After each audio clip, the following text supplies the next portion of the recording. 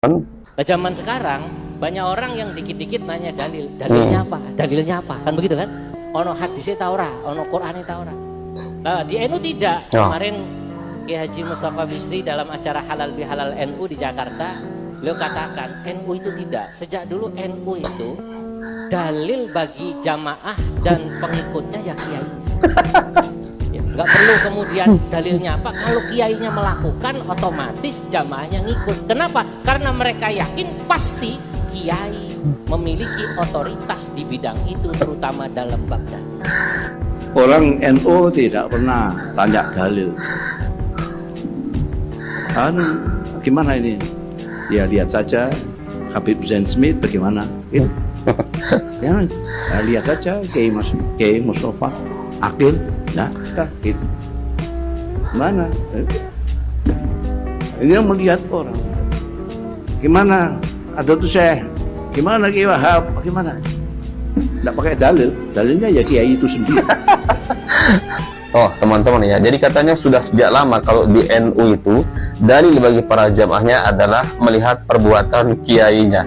Ini luar biasa teman-teman ya, secara tidak langsung teman-teman ya, kiai-kiai mereka ini seolah-olah, mohon maaf ya, disejajarkan dengan Rasulullah Sallallahu Alaihi Wasallam yang tidak mungkin mengajarkan perbuatan yang salah teman-teman ya. Sedangkan teman-teman ya, selain para nabi, para rasul teman-teman, tidak mungkin ada jaminan kebenaran mutlak ya. Apalagi kelasnya ustadz, gus, kiai, habib teman-teman ya. Sedangkan Abu Bakar, Umar, Utsman juga pasti pernah berbuat kesalahan teman-teman ya. Akan tetapi karena mereka hidup satu zaman, mereka segera pasti diluruskan oleh Rasulullah Sallallahu Alaihi Wasallam. Nah kalau prinsipnya seperti itu teman-teman ya, cukup melihat perbuatan kiai ya, maka nggak heran kita melihat banyak sekali tersebar di media sosial teman-teman ya, amalan-amalan mereka yang nyeleneh. Contoh seperti joget-joget teman-teman ya, campur baur antara laki dan perempuan, seperti misalkan di majelisnya si Iqdom itu, kemudian si Ali Gondrong teman-teman ya,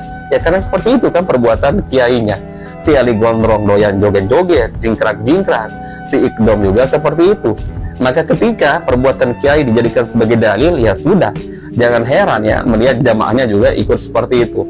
Kemudian ada yang jaga gereja ya, pijit-pijit kaki biksu kafir, ada yang panggul patung Bunda Maria, ada yang ikut Natalan, ada yang bersolawat di dalam gereja teman-teman ya dengan alasan toleransi, ada yang baca Al-Quran diiringi alat musik ya, ada yang ngalap berkah di kuburan wali katanya, kemudian minta duit kertas yang merah-merah teman-teman ya. Ini mustahil kalau tidak direstui oleh kiai mereka sendiri ya, karena kata kiainya teman-teman ya, perbuatan kiai sudah cukup menjadi dalil bagi para jamaah atau pengikut yang ada di NU ini, subhanallah.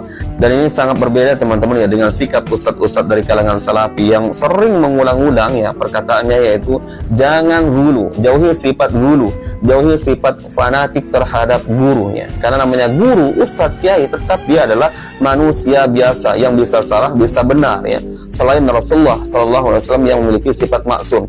Jadi Ustadz Yazid teman-teman ya, di majelisnya pernah ada sebuah pertanyaan dari jamaah yang mengatakan, wahai Ustadz, mohon nasihatnya, siapa lagi yang akan kami ikuti selain antum dan Ustadz Abdul Hakim bin Amir Abdad? Maka Ustadz Yazid mengatakan, ini adalah pertanyaan gulu teman-teman ya.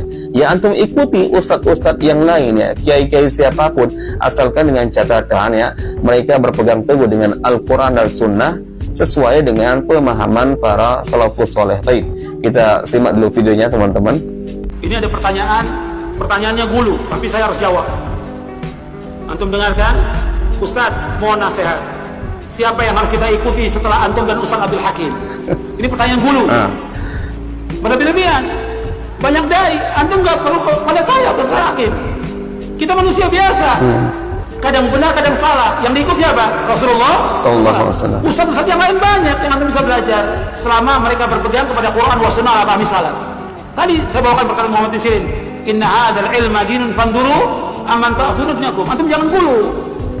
Ini makanya ada sebagian orang menuduh antum yang ngaji sama saya, sama Ustadz Hakim, ta'assub fanatik, nggak mau terima dari yang lain. Padahal saya nggak pernah mengajarkan demikian, tidak. Yang saya bawakan dalil Quran Sunnah, Quran Sunnah, itu yang saya bawakan. Ya antum bisa ngaji kepada orang lain selama yang disampaikan itu juga dalil Quran Sunnah.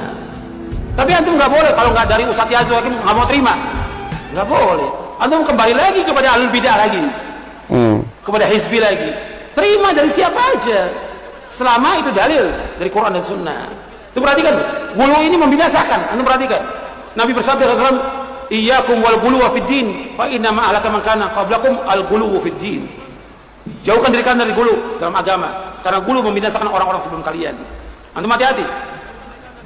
Terjadinya pertama kali kesyirikan yaitu pada umatnya Nabi Nuh alaihi salatu wassalam, yaitu orang-orang solehnya ketika meninggal dibangun kuburannya, dibuat lukisan patung, nggak disembah, tapi setelah